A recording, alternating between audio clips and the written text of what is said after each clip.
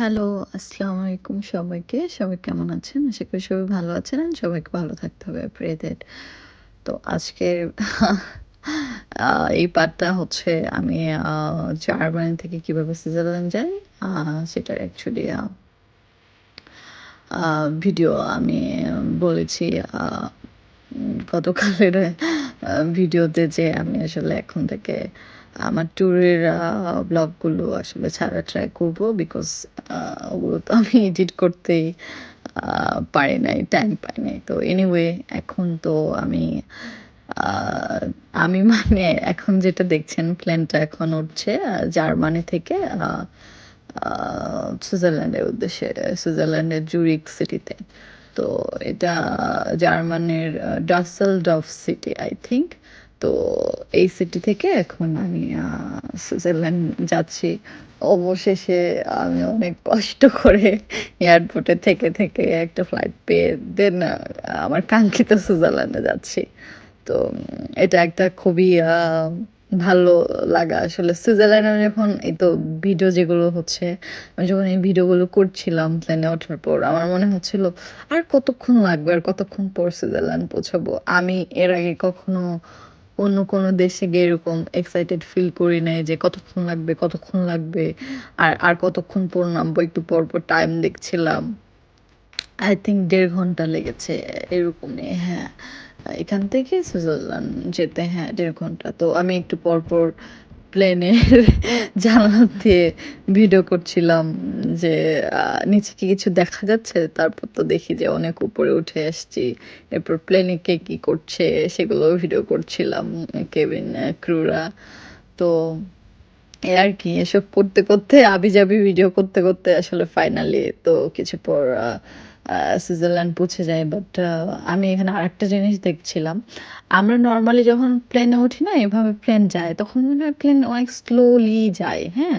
But আমি আমার এই জানালা দিয়ে দূরে অনেক পাশে একটা প্লেন যেতে দেখছিলাম। খুবই ছোট বাট এত জোরে যাচ্ছিল, ওহ মাই গড! আসলে প্লেন অনেক জোরে যায়। আমি ভাবতাম যে ধীরে যায় বাট না, অনেক জোরে যায়। তো এনিওয়ে তো বারবার তো আমি তো প্লেনের ভিতরের ভিডিও করছিলাম, বাহিরের করছিলাম। আর কতক্ষণ মেঘ থেকে কখন নিচে নামবো? বিকজ আমি খুবই এক্সাইটেড ছিলাম সুইজারল্যান্ড যাওয়ার পর। আমি যে 24 আওয়ার ঘুমাই নাই, এত ক্লান্ত সুইজারল্যান্ড যাওয়ার জন্য, ট্রিপের জন্য। এরপরও আমি যখন সুইজারল্যান্ড গিয়ে নামি, যখন হোটেলে যাই, আমার এত ভালো লাগে। মানে আমার আমি যে ক্লান্ত এটা আমি ভুলে গিয়েছি। আমার মনে হয়েছে তাড়াতাড়ি করে একটু ফ্রেশ হয়ে কিছু একটা খেয়ে বাইরে ঘুরতে বের হই। বাট যেহেতু 24 আওয়ারের একটা এয়ারপোর্ট টু এয়ারপোর্টের একটা জার্নি ছিল, ধকল ছিল, ঘুম নেই, ঠিক করে খাওয়া নেই। সো একটু রেস্ট নেওয়া উচিত ছিল। সো আমি আম একটু পর হোটেলে গিয়ে কি করেছি, আমার রুম কেমন ছিল সেই ভিডিওটা দেখাবো সুইজারল্যান্ডে নামার পর। আ আর আমি আসলে ইউরোপের মোটামুটি সবগুলো দেশেই ইলেকট্রিসিটির যেই সকেট টাইপের সুইচ এগুলো যেগুলো থাকে, একই ধরনের হয়। বাট সুইজারল্যান্ড যেয়ে আমি ডিফারেন্স দেখতে পেয়েছি। তো এটা আমার কাছে ১ম এ একটা ইন্টারেস্টিং লেগেছে, পরে একটু বিরক্তকর লেগেছে। বিকজ ফোন চার্জিং এর প্রবলেম হয়েছিল।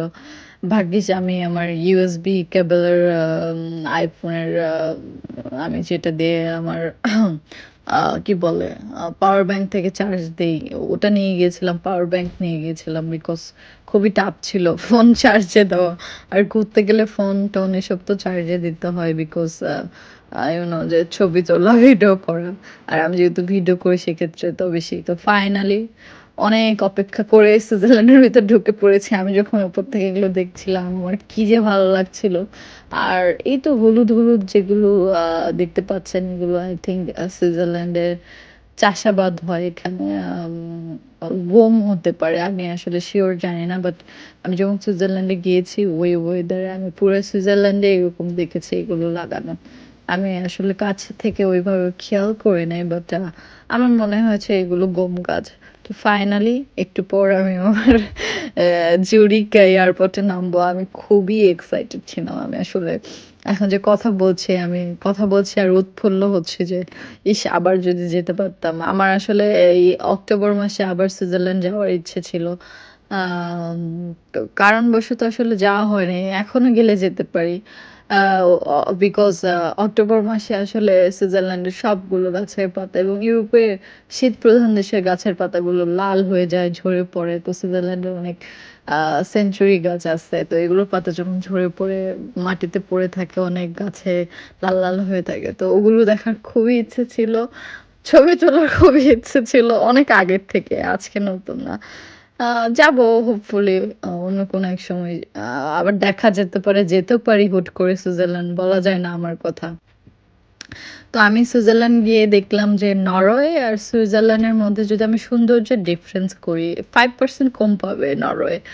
বিকজ সৌন্দর্য মাই গড ইকুয়াল বাট এই কি নরওয়েতে আসলে এত চাষাবাদ হয় না সুইজারল্যান্ডে যেভাবে হয় বিকজ নরওয়েতে সুইজারল্যান্ডের চাইতে বেশি ঠান্ডা আর এরকম সমতল ভূমি খুবই কম। কি যে সুন্দর লাগছিল নিচের এই ক্ষেতগুলো দেখতে খুবই মজা লাগছিল। আর ক্ষেতের ধার দিয়েই তো আসলে এয়ারপোর্ট আর জুরিক এয়ারপোর্ট কিন্তু খুবই ছোট, খুব একটা বড় না। বাট সুইজারল্যান্ড আসলে খুবই ছোট দেশ। আপনি চাইলে একদিনে সুইজারল্যান্ডের এই মাথা থেকে ও মাথা ট্রেনে করে বা বাসে করে ঘুরতে পারবেন। বাট ছোট হলেও অনেক সুন্দর, অনেক সুন্দর। আর এদের তো ট্রেন যাতায়াত তো ওহ মাই গড! না আমার কাছে খুবই ভালো লেগেছে। আমরা যেরকম বাসে ট্রাকে করে মানুষ বা মালামাল নিয়ে যাই, বাট সুইজারল্যান্ডে বেশিরভাগ সবকিছু ওরা ট্রেনে চলাচল করে। মানুষ থেকে শুরু করে আসবাবপত্র থেকে শুরু করে এভরিথিং কিছু ট্রেনে, সবকিছু ট্রেনে। তো ফাইনালি এই তো জুরিক এয়ারপোর্টে আসলে আমি নেমে গিয়েছি। আমি ক্লান্ত যেরকম ছিলাম বাট আমি নামার পর খুবই এক্সাইটেড ফিল করেছি। আর আমার খুবই ভালো লেগেছে। জুরিক এয়ারপোর্ট আসলে এত বড় না, ঠিক আছে বড় বাট এতটাও বড় না। আ অসলো বা অন্যান্য এয়ারপোর্টের মতো বাট ছোট দেশ হিসেবে আর কতই দরকার। আর সুইজারল্যান্ড তো ওরা নিজেকে খুবই সেভ করে রাখে। ওরা তো অন্যান্য কান্ট্রি থেকে এত বেশি মানুষ যাতায়াত করতে পারে না একমাত্র ইউরোপের ভিসা ছাড়া। তো সেজন্য আসলে ওরা একটু কনজারভেটিভ হয়ে থাকতে পছন্দ করে। আম এইজন্য হয়তোবা সুইজারল্যান্ডের সুইস ব্যাংকগুলোতে আসলে আ সবাই টাকা জমা রাখে আই থিংক। তো আমার অনেক ইচ্ছে ছিল সুইস ব্যাংক দেখবো। ছোটবেলা থেকে ইচ্ছে। সুইস ব্যাংকে অনেক টাকা থাকে শুনেছি। তো আমি আসলে জুরিকে সুইস ব্যাংকের একটা শাখা ছিল আর সুইজারল্যান্ডের বার্নে একটা ছিল। তো আমি যেহেতু জুরিক আমার ১ম সিটি যাওয়া সুইজারল্যান্ডে। তো ওখানকার যেই ব্যাংকের শাখা সেটা আমি গিয়ে দেখেছি। তো এরপরের আমার ঘোরাঘুরির ভিডিওগুলোতে যে আমি সুইজারল্যান্ডে কোথায়, কোথায় ঘুরেছি সেগুলোতে অবশ্যই ব্যাংকের ভিডিওটাও আমি দিব। সুইস ব্যাংকেরটা। তো ফাইনালি এই তো আ প্লেন থেকে নামছি। এক্সাইটেড খুবই যে আমি ফাইনালি পৌঁছে গিয়েছি আ সুইজারল্যান্ডে। আহ দেখেও শান্তি লাগছে। আবার ইচ্ছে করছে সুইজারল্যান্ডে যেতে। আসলে খুবই মানে মানুষ যে বলে স্বপ্নের দেশ Switzerland. To be honest yes, it's true স্বপ্নের দেশ। খুবই সুন্দর, খুবই সুন্দর। সুইজারল্যান্ডের বিউটি আসলে অন্য কারো সাথে মেলানো যাবে না। সুইজারল্যান্ডের বিউটি একরকম, নরওয়ের বিউটি একরকম। নরওয়ের বিউটিও অন্য কারো সাথে মেলানো যাবে না। আমি যতগুলো দেশ ঘুরেছি ইউরোপ, আমেরিকা এসবের মধ্যে আম আমি অনেকগুলো দেশ ঘুরেছি। আমার কাছে সুইজারল্যান্ডের বিউটি অসম্ভব ভালো লেগেছে ফার্স্ট। আর সেকেন্ড এ অবশ্যই নরওয়ে থাকবে। নরওয়ের বিউটি আসলে অন্যরকম। তো এই তো ফাইনালি আমি প্লেন থেকে বের হয়ে এখন এক্সিটের দিকে যাচ্ছি। তো এক্সিটের দিকে যেয়ে ছোট এয়ারপোর্ট অনেক ঘুরে, ঘুরে আসলে যেতে হয়েছে। আমার কাছে পাজলের মতো লেগেছে যে আমি ঘুরে, ঘুরে যাচ্ছি।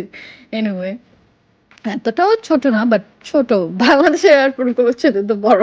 এনিওয়ে তো আমি আসলে নামার পর কিভাবে বাসে উঠবো বা ট্রামে উঠবো বা ট্রেনে উঠবো, আমার আ আ ইয়েতে কিভাবে যাবো আমার হোটেলে। তো আমি আসলে হোটেল বলবো না, ওটা একটা অ্যাপার্টমেন্ট টাইপের আমি উঠেছিলাম, স্টুডিও রুম। হ্যাঁ? তো একটু পর দেখতে পাবেন। খুবই অসম্ভব সুন্দর আমার রুমটা বাই দ্য ওয়ে ছিল।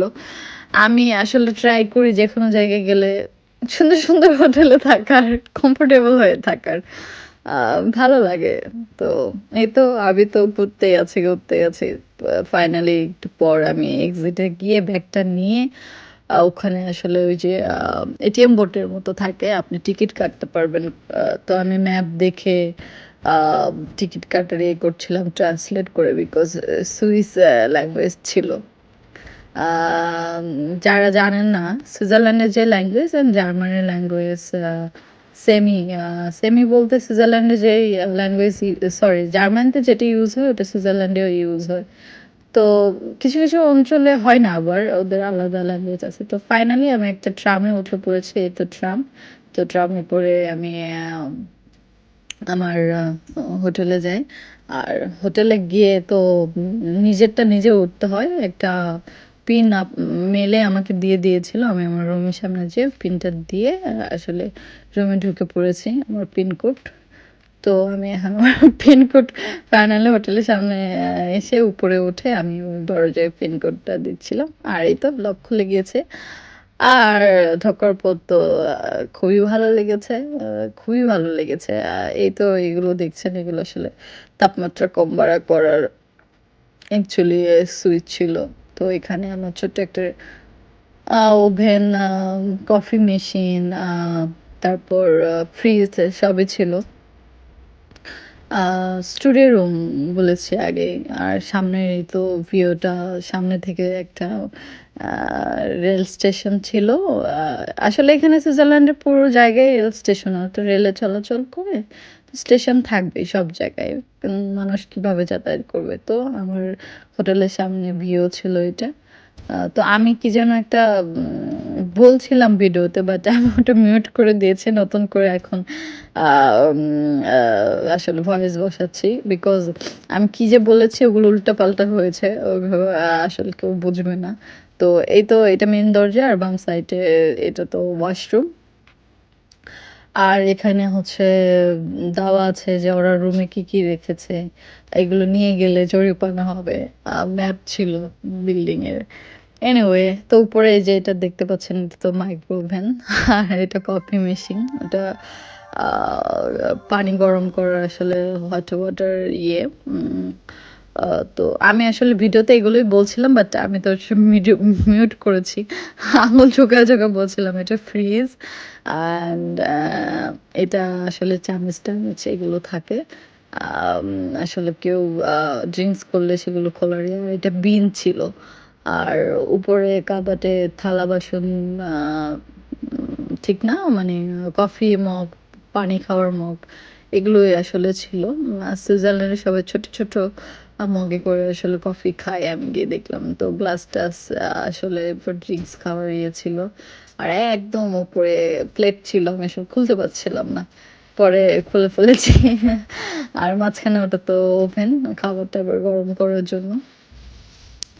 তো উম আমার কাছে খুবই ভালো লেগেছে আমার রুমটা। বাট একটা প্রবলেম ছিল সেটা হচ্ছে আ আমি আসলে আ ওয়াশরুমের কথা বলব। ভালো ছিল বাট আ ওয়াশরুমের যেখানে আসলে শাওয়ারের জায়গা, হ্যাঁ? সেখানে উঁচু ছিল না। যে কারণে শাওয়ার করলে সব পানি রুমের মধ্যেও ঢুকে পড়তো বিকজ সমান ছিল। তো এটা হচ্ছে কাবার্ড ছিল কাপড় রাখার। তো আমি এসে আমার কাপড় রাখা শুরু করে দিয়েছি। আর এটা তো বেডের পাশে সুইচ ছিল। সুইজারল্যান্ডের সুইচ আমি বলেছি একটু ডিফারেন্স আ কেমন যেন একটা এই যে এই সুইচগুলো আসলে ডিফারেন্ট ছিল। আমি ফোন চার্জে দিতে পারিনি। আমার একটা কোনো কিছুও দিতে পারিনি। ভাগ্যিস ইউএসবি কেবল আনছিলাম। ওটা ওইখানে দিয়ে আসলে আমি চার্জে আসলে দিয়েছি। আর বাম পাশে তো মিরর আছে। আর আরেকটা টুইস্ট হচ্ছে এই তো এই পর্দা দেখছেন। এই পর্দাটা আসলে সরাইলে ওয়াশরুম দেখা যায়। শাওয়ারের জায়গাটা আসলে দেখা যায়। তো এটা খুব ইন্টারেস্টিং ছিল। যদি হানিমুনে কোনো কাপল যায় তাদের সাথে জন্য হয়তোবা রোমান্টিক হবে বা বিরক্তিকরও হতে পারে। আমার কাছে তো বিরক্তিকর। আমি যদি হানিমুনেও যেতাম এরপরও। তারপর এই তো ওয়াশরুমে এখানে ওই নিচে হেয়ার ড্রায়ার ছিল। টাওয়াল ছিল, তারপর শাওয়ার জেল ছিল, শ্যাম্পু ছিল, আ বডি জেল ছিল। বডি জেল না লোশন ছিল একটা। আর হ্যান্ড ওয়াশ এটা তো টয়লেট আর টিস্যু তো ছিল। ইউরোপে জানেন কিনা আমাদের যেরকম এরকম টয়লেটের সাথে ফ্ল্যাশ আছে। বাথরুম করার পর ফ্ল্যাশ দিয়ে আমরা পরিষ্কার করে ক্লিন করি। ইউরোপে সেটা নেই। সবাই আসলে টিস্যু দিয়ে করে। তো আর এটা হইতো গোসলের জায়গা ছিল। আর হয়তো একই রকম সুইচ এখানেও আপনি সুইচ আসলে উপর নিচ করে আমরা অন অফ করি এরকম না। হ্যাঁ? ডান পাশ বাম পাশে ছোট, ছোট ওই যে বাটন আছে। একটাতে অফ, একটাতে অন। এই তো অফ হয়ে গেল। আবার দিলে অন হয়ে যাবে। তো আমার ফাইনালি রুম ট্যুর এখন শেষ হয়ে যাবে, হোটেল রুম ট্যুর। তো সবাই আমার ভিডিও দেখবেন, লাইক, শেয়ার, কমেন্ট, সাবস্ক্রাইব করবেন আর আমার পাশে থাকবেন। আল্লাহ হাফেজ, টেক কেয়ার। পরের ভিডিওতে দেখা হবে ইনশাল্লাহ।